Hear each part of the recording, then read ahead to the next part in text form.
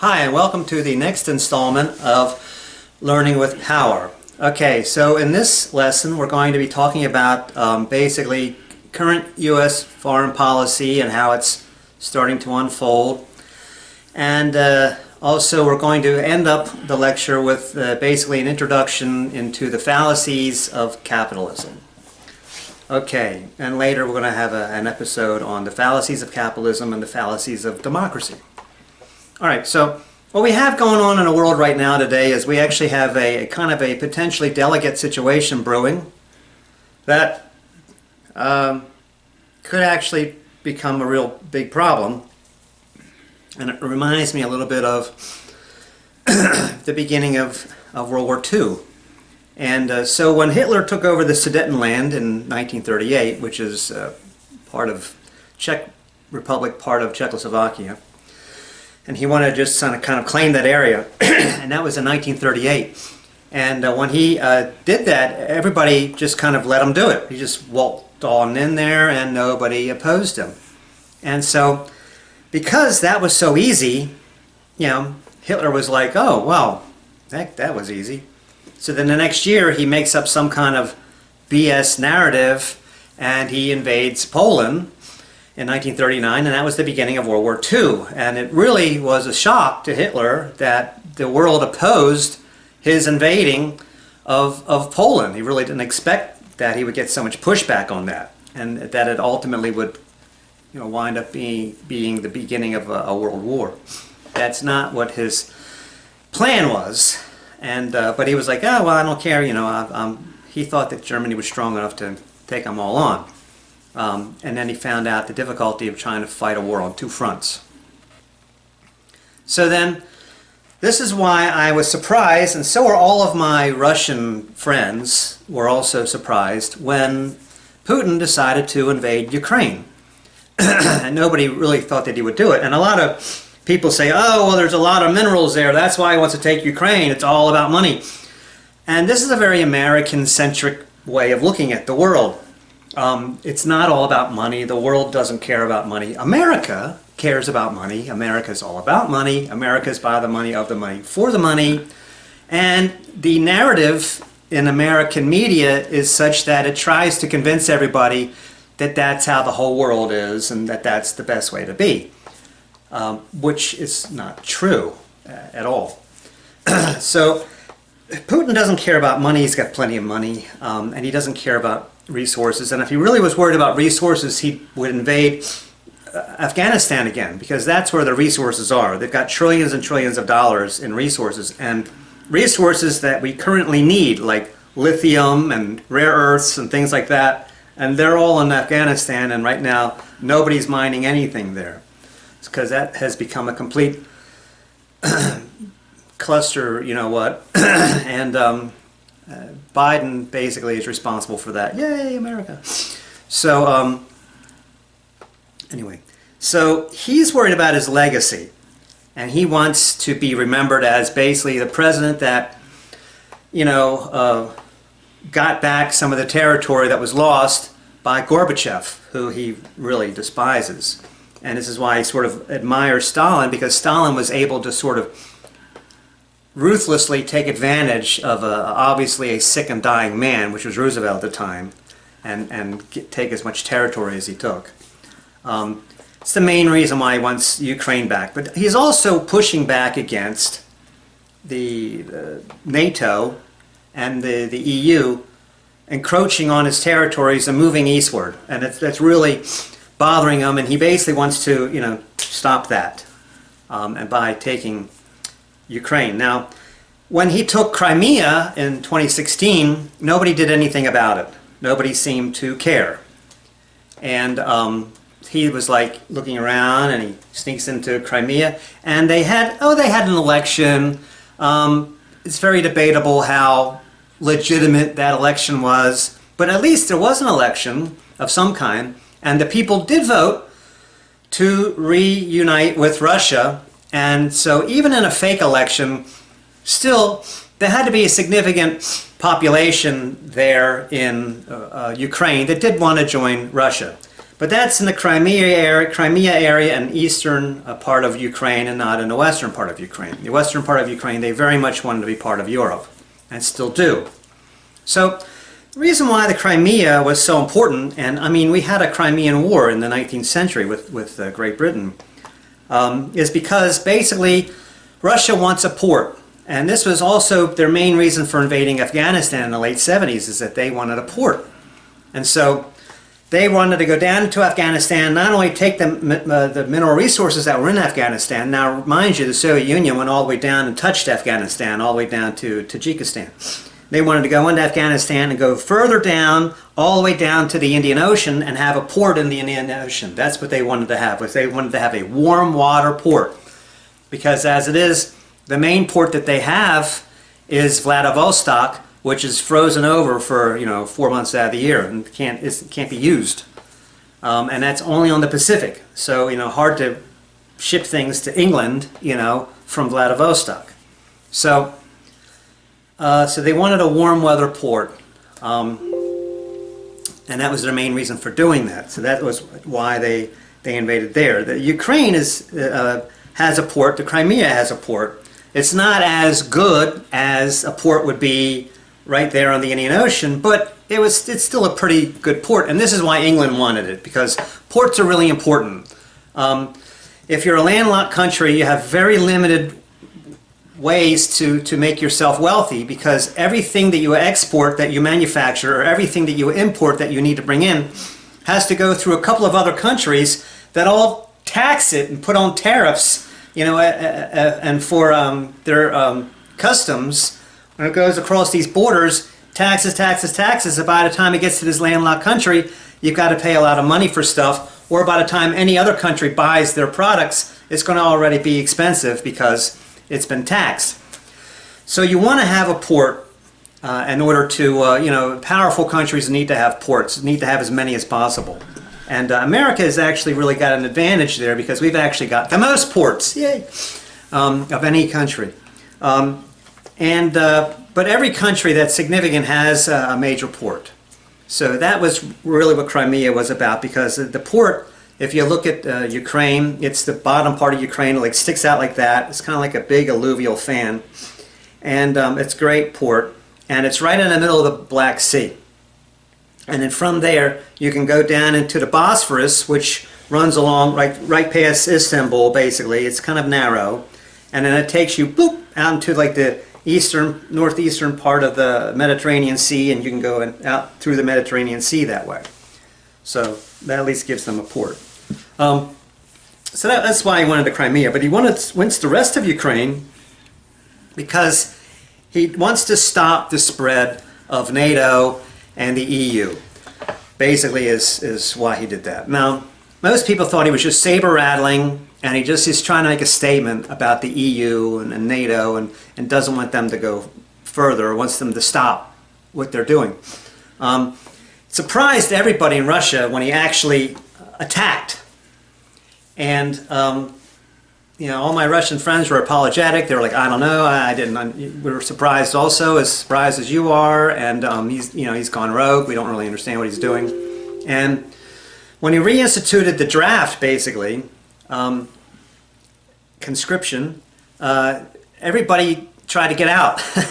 And the border between Mongolia, for example, and Russia already, if you've ever gone through it, it's like 2 hours to get through it on normal circumstances. Well, once that war started, the border between Mongolia and Russia was like 6 hours or even 8 hours. It's ridiculous, because so many Russians were trying to get in to Mongolia or Kazakhstan or anywhere they could to get away from Russia. And I don't blame them, because nobody wanted to fight in that war, and it's been a really gruesome war, and the casualties have been very horrific.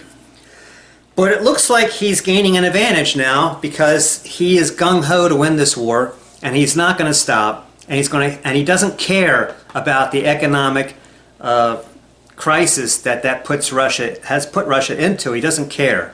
As long as he can barely finance it, he's going to continue to move forward with it.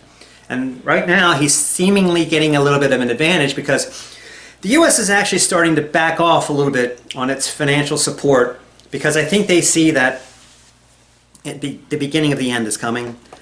But basically, the main reason why America should pull out of Ukraine now is because the reason why it was so important to support Ukraine before was because we wanted to prevent it from being a Sudetenland type of situation.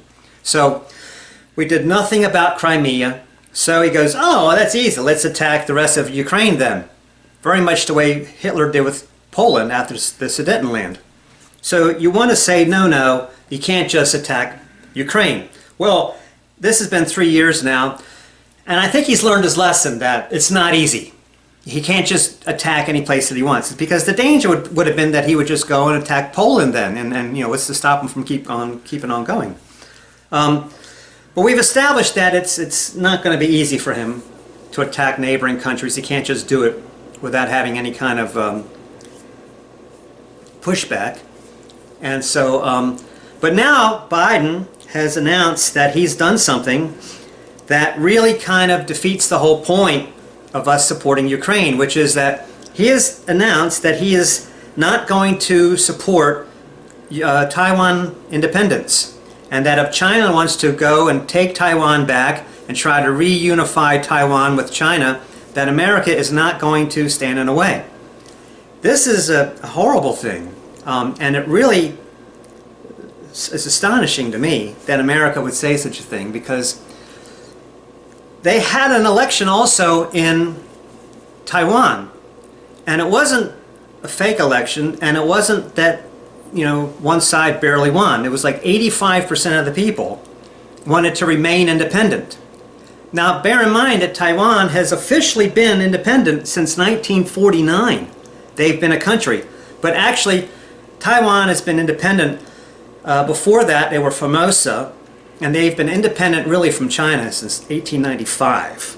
So the way it's marketed to the press in America is that, oh, it's just like Puerto Rico. Now, if they want to make Taiwan part of China, it's like us making Puerto Rico the 51st state. No, it's not like that at all. Puerto Rico is actually a territory of the United States. Taiwan is not a territory of China at all. It would be a lot more like us trying to incorporate Cuba with our country. So if we were to try to take Cuba, that would be a war, right? And so we would have to do it by war, and we would say, oh, well, we had Cuba before. You know, for a while, Cuba was part of the United States, and then it was a protectorate for a while. So, I mean, for many years, you know, why? You know, we're just trying to get it back again. So it would be more akin to attacking Cuba. But this is what stops China from doing it right now, because the narrative is that nobody cares, and this is what China wants. So you have, but Taiwan had an election, and so America's policy now apparently is that we don't care about elections. We don't care about the people. The people, you know, the people. Remember them, the people. Yeah, we don't care about them with making their own self-determination. So what were all the wars about? Every war that we have had in the last 100 years has all been about securing a country's right to self-determination. Not just introducing them to democracy, but you know, whether they want communism or democracy or whatever they want, that's fine. But as long as they make their own decision and they have self-determination. Well, apparently we don't care about that anymore. Self-determination doesn't mean anything to America anymore. The only thing that really the only thing now that means anything to America now is money. And the reason why we are not opposing China's desire to reacquire Taiwan is because we're in bed financially, and they're our economic brother, and we are dependent upon their financial support. I mean, we can get along without them, but it would really hurt the American economy if we just suddenly and abruptly cut off everything to do with China, and they would call on all their debts and things like that. It would hurt us financially for a while. So we don't want to do that. Corporations don't want to do that. You know, that would hurt them too. They certainly don't want to do that. So corporations say, President Biden, you have to not oppose China wanting to do that. And so Biden just appeases what the corporations want. And so it's just further evidence and proof that it's all about corporations. The people be damned. It's all about what the corporations want. That's what America is. And anything else is just a big lie. I'm sorry, it's just a complete lie. And all these lemming idiots that are just like, yeah, I support the troops. Hey, thank you for your service. Service for what? All they're doing is just, they've got a job, a pretty good job, it gives them benefits, they get free education in some cases, and they're just going and doing the bidding of corporations. That's all the military in America is doing anymore. So there's no more ethical reasons or ethical, like, what America stands for. What America stands for now is money. That's what America stands for. That's what America's all about, is money. Because anything that it stands for now, it's just been thrown right into the gutter. So if you're already making the statement that you don't care if China takes back Taiwan, well then it's no more reason for us to support Ukraine. I mean, it's the same thing. Basically China and all these other bullies like Putin, like China, like the guy in North Korea, Kim Jong-un, or like Netanyahu, these guys are all just war-mongering bullies. And you don't want them to get away with whatever they want to do. You don't want to. You want to stop them. You want to give them pushback. That's because we don't want a repeat of the Sudetenland situation. But I mean, if we're saying that, hey, yeah, that's fine with us, go ahead, take Taiwan, then that's basically what we're saying.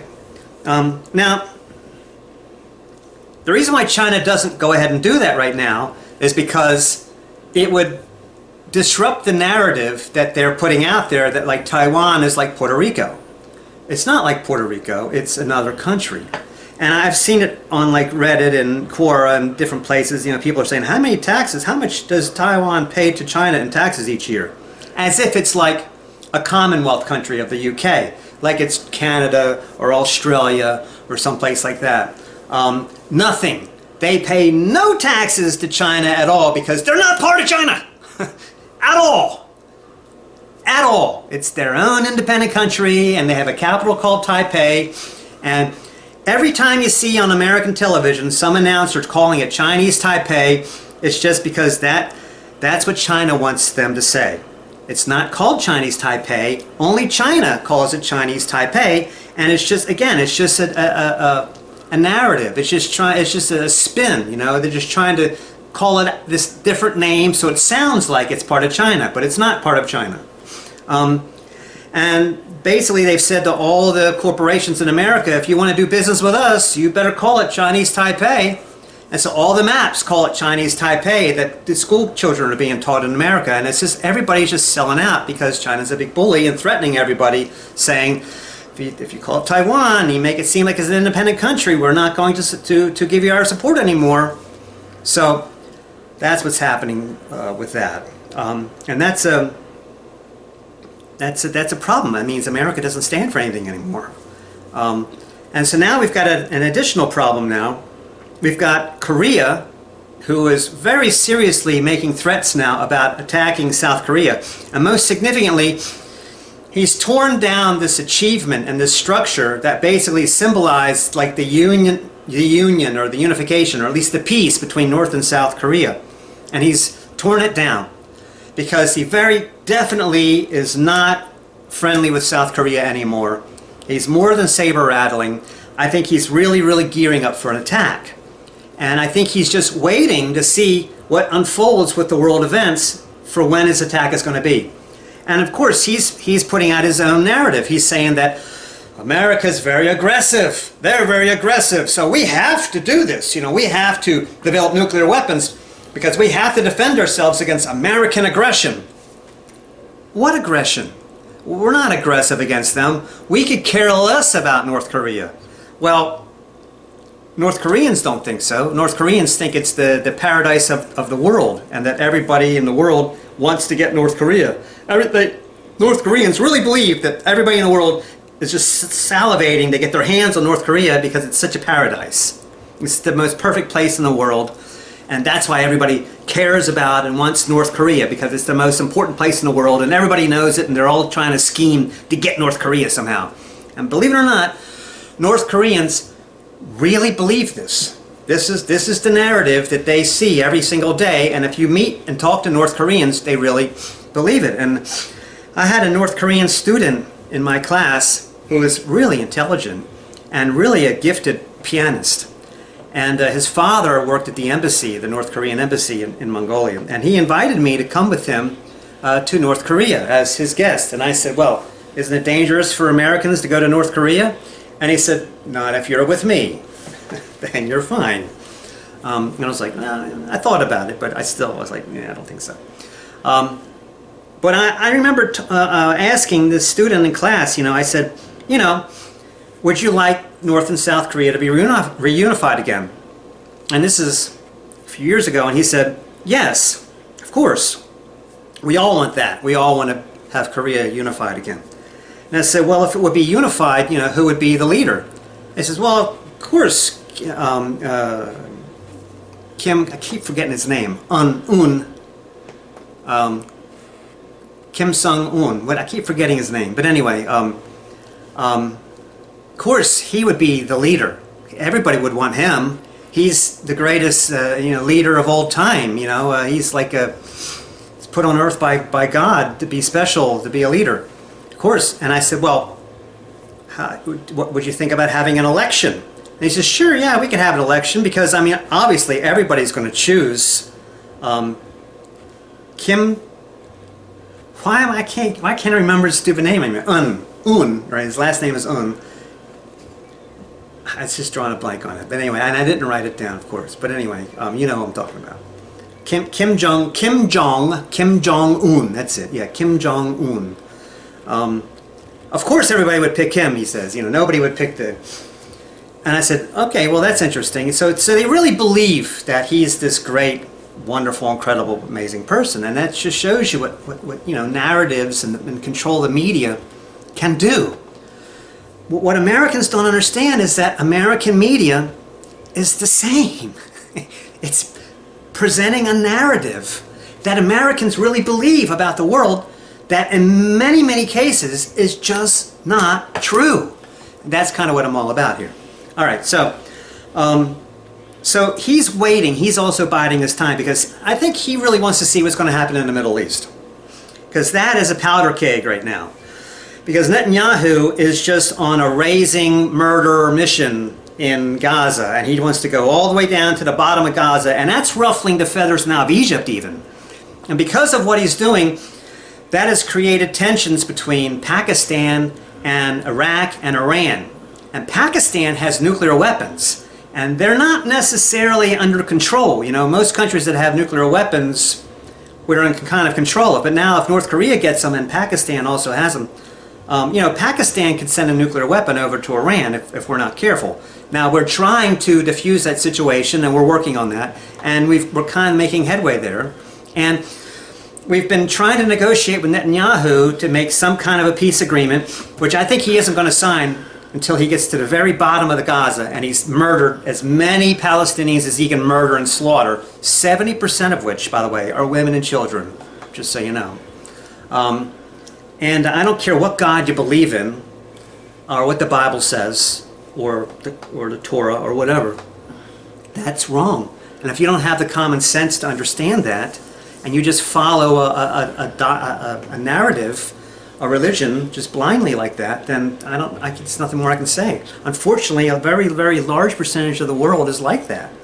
And that's why we have war and all these crazy misunderstandings and crazy actions and things that people do is because of misguided, small-minded people. Anyway, so this gets us into about the fallacies of democracy and the fallacies of capitalism, but we're not going to talk about that yet. Okay, so we're going to talk a little bit more about, okay, so I think that they're waiting to see what happens there. Because if that blows up, if that becomes a powder keg and it blows up, that's going to draw us in. And so then if we're involved in Ukraine and in the Middle East, that'll really run us short. And I think that both China and North Korea are waiting for this to happen, possibly, to act. Because then China can attack Taiwan. The reason why they don't want to do it now is because it would be a war, and Taiwan would defend themselves. And Taiwan does have an army, and they will defend themselves against China, the same as Ukraine is defending themselves against Russia. And so then I think that would be a problem with the narrative in America of, oh, it's just like Puerto Rico. Well, if we made Puerto Rico a state, they wouldn't take up arms against us. So I think people would realize, oh, wait a minute, they're invading? Oh, maybe is it another country? I mean, what's going on there? And I think that would make people wake up. But China doesn't want, so China wants Americans to be distracted before they go and do something like that. But that is definitely what they want to do. By the same token, Kim Jong-un, I think, is waiting for the same moment. So that it would be 4 places of hostility, all possibly involving the United States, because if Kim Jong-un attacks South Korea, that very definitely brings in America. We are compelled to defend South Korea, just as we're compelled to defend all of Europe, which is why Trump had a problem with funding NATO.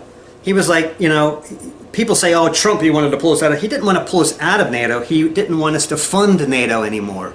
Right now, America funds almost all of NATO. And he wants, and the people who are benefits of it are European countries. And European countries have almost no military, except for Switzerland. And it's because, why do they need a military? Uncle Sam is just going to come in and protect them. If anybody attacks, you know, France, we're just going to waltz in and protect them. Why should they carry? They don't need a military. Not much of one. They've got us. It's a bit of a problem. Anyway, so we would be drawn into that.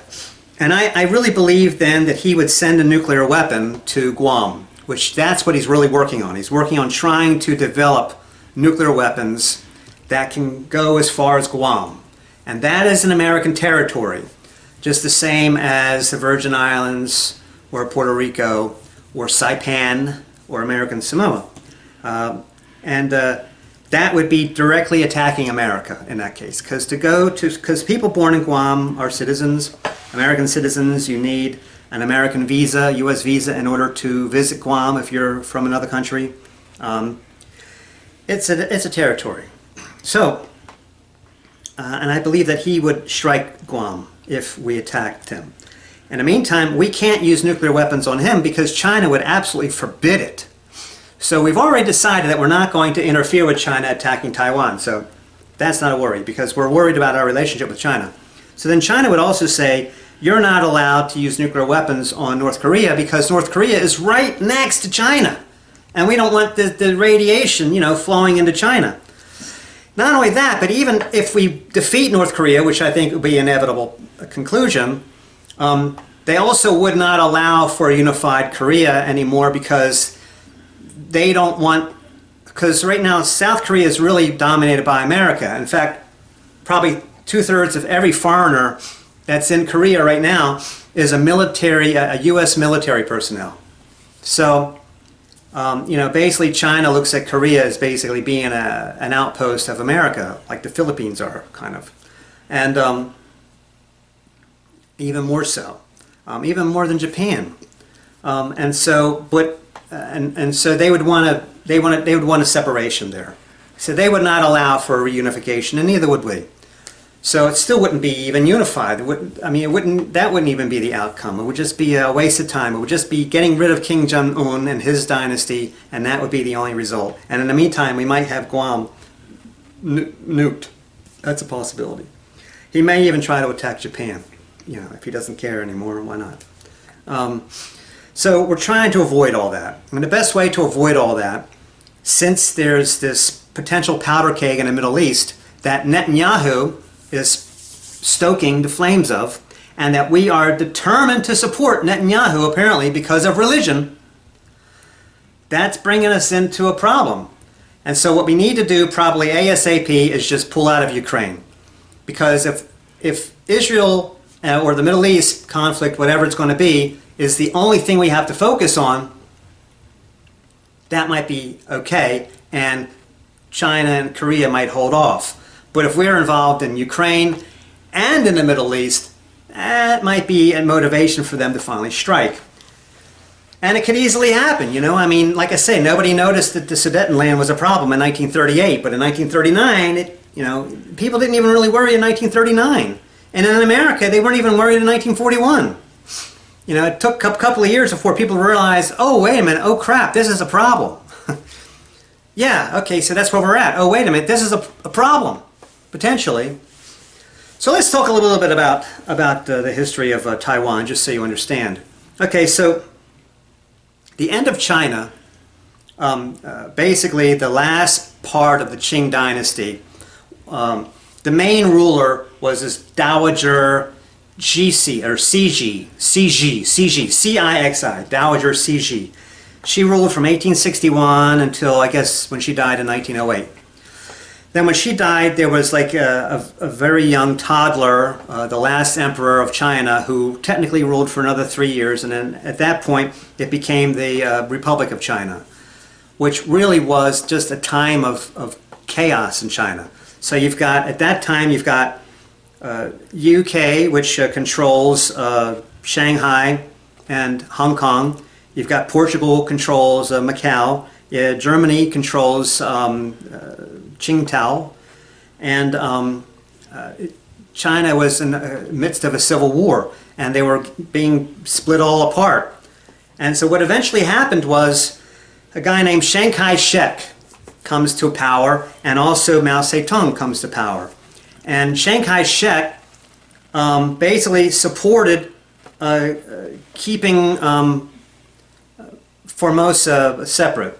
So, and it was through him actually that Sun Yat-sen, who was a very educated, very intelligent, American-educated man actually, wound up being like the first leader of that area. Now, even though it was technically only called Formosa for a little while, because in 1895, when Formosa and Korea became independent, soon thereafter, Japan attacked those places and took them over. And so then Korea was administered by Japan for many years, and then Japan actually administered Manchuria for many years too. And they also administered Formosa as well. And so Formosa kind of became a part of Japan. And so it wasn't technically Formosa for a while, but they still kind of called it Formosa. So then Japan's revved up their aggression in the 1930s, and they attacked China, mainland China. And then in World War II, you know, they took over Malaysia and Singapore and attacked America and, you know, conquered most of Eastern Asia. And it wasn't until Japan was kicked out that, Chiang Kai-shek and Mao Zedong continued their battle between each other over who was going to control China, and for a period of about 4 years, between 1945 and 1949. And in 1949, finally, Mao Zedong was victorious and technically unified China again. But whoever was victorious would have unified China again. But because of Chiang Kai-shek putting in Sun Yat-sen into Formosa, that assured that Formosa was going to be independent at that point. And so that's when it became Taiwan officially, was in 1949. Okay, so now the connections are to Korea, right? So in Korea became a problem after World War II because you have China now with Mao Zedong being a communist and in power in China in 1949. He's making aggression against Korea.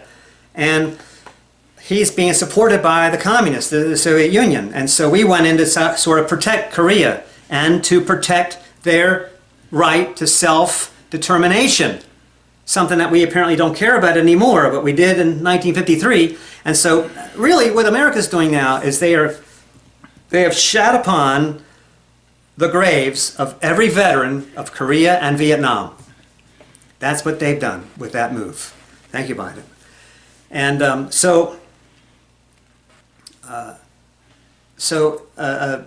when MacArthur finally, was not easy, but he finally got through North Korea because he's fighting the North Koreans and the Chinese and the Soviet Union. All of them are all in North Korea. He finally got to like the border of China, MacArthur says to Truman, who is really an unqualified country bumpkin that had no business being president, and that was unfortunately another bad decision that a very sickly Roosevelt made by choosing him as his vice president, not really realizing, what if you don't live through this term and that guy becomes president? Do you want that? And the answer is no, you don't. But he became president nonetheless, and unfortunately he made a lot of very bad, unenlightened decisions. And one of those was that he opposed MacArthur when MacArthur said, look, we are at the precipice of China right now, and they're vulnerable right now because they've only been a nation officially for 3 years. So this is our chance, because if we don't subdue them or sort of put them in some sort of a situation where we can manage them and deal with them in the future, we're going to lose our chance. We're never going to have a chance at this again. And he was so intent on that he was going to go in with or without Truman's approval. Because Truman, he recognized correctly, was an idiot. But Truman court-martialed him, and that was the end of he had no more authority with the military anymore, and so that was the end of MacArthur. It was also the end of our chance to eliminate the threat of any kind of a war in that area. And so instead what we get Vietnam, and now we've got the problem that we have now with North Korea, because it still has not been resolved, unfortunately. Okay, so now moving toward capitalism, one of the reasons why China wants Taiwan and we don't want Puerto Rico is because Puerto Rico, when they applied to be a state in the late 1970s, it was basically voted against. And the reason why is because basically Puerto Rico does not bring enough to the table in order to warrant what the funds they would be entitled to, that they would be if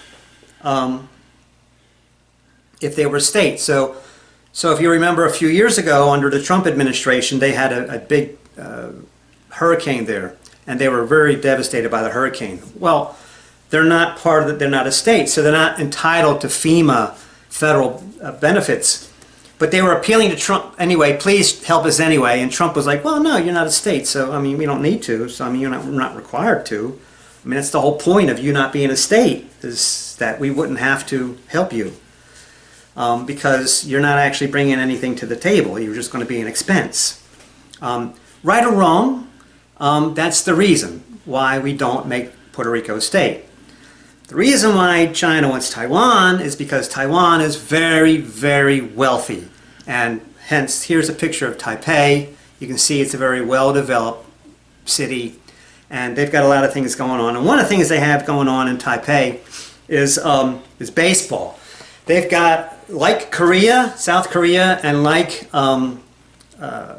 Japan, they have a very established baseball league now, and they're getting some ex-major leaguers, guys that played in the majors, that are actually going to Taiwan now to play baseball. Now Taiwan has for many years, the last 50 years, been very competitive with Little League, but only in the last maybe 5-10 years have they really become competitive as far as the level of their pro league, baseball league.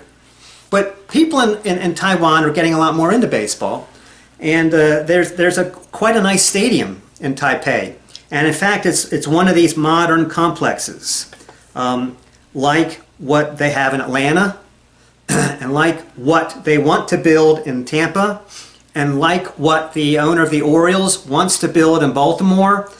They want to build these condominium businesses. In a way, in 1992 when the Rogers Center opened in Toronto, that was kind of paving the way for these types of stadiums, because the Rogers Center had the Hard Rock Cafe and some other restaurants that you could access at any time. The game didn't have to be playing, the team didn't have to be in town, it could be January. And you could still get to these restaurants, and so you could still get into the stadium.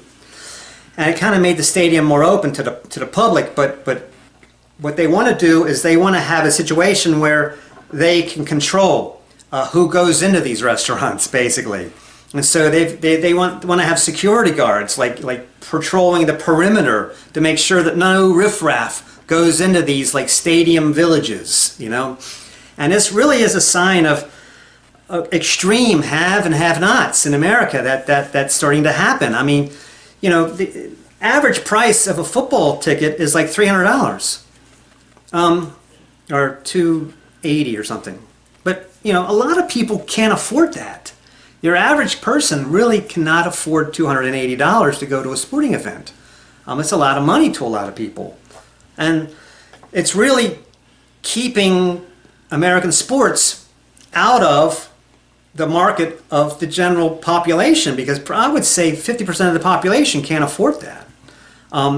It kind of runs contrary to what the Colosseum was in Rome, which was basically a way to appease the masses with sports. So we still are appeasing the masses. I mean, they can still look it up on the internet and they can stream games and things like that on the internet, but they can't actually attend the games. And so the people that actually are being allowed to attend the games, you know, are kind of like the elite. They're hanging out. So they want to have this whole village that it's all elite people are hanging out. And it reminds me a lot of this place called Makati, which is part of Manila in the Philippines. I don't know if you've ever been there.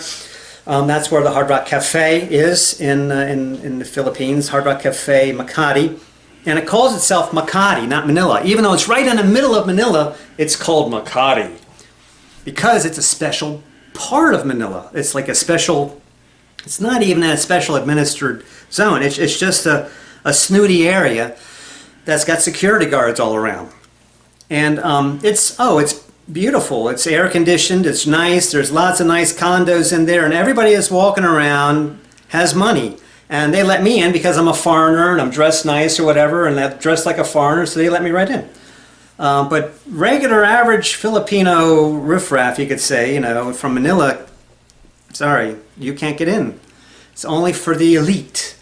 And this is the way it's going to go. This is the way it's going. It's starting to happen in America. I mean, if you want to know the direction of what would happen if the GOP had their way and they got everything that they wanted, what would America look like? Go to Manila, and that's what it would be like. You've got high, super diversity between the haves and the have-nots. Really poor, really rich.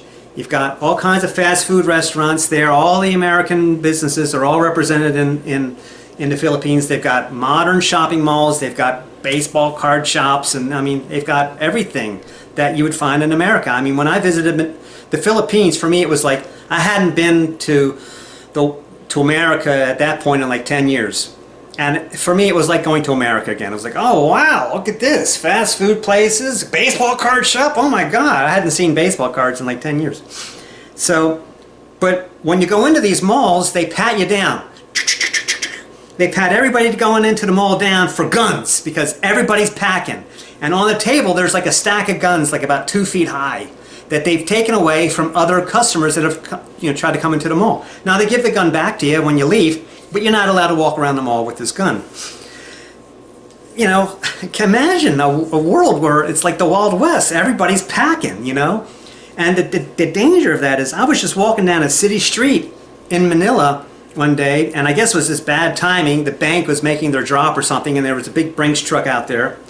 And I just stumbled upon that. I'm just walking down a public sidewalk, and all of a sudden, and machine guns pointed right in my face. And I'm like, whoa, whoa, whoa, whoa, whoa, don't kill me.